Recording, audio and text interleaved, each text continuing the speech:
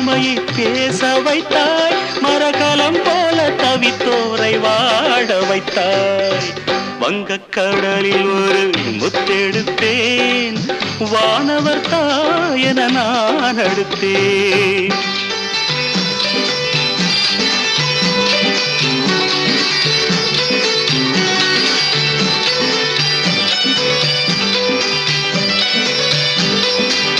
காணிக்கை பொருள் கோடி காவியம் கூறும், கழல் பணிந்தோர்க்கு பசி நோயெல்லாம் தீரும்.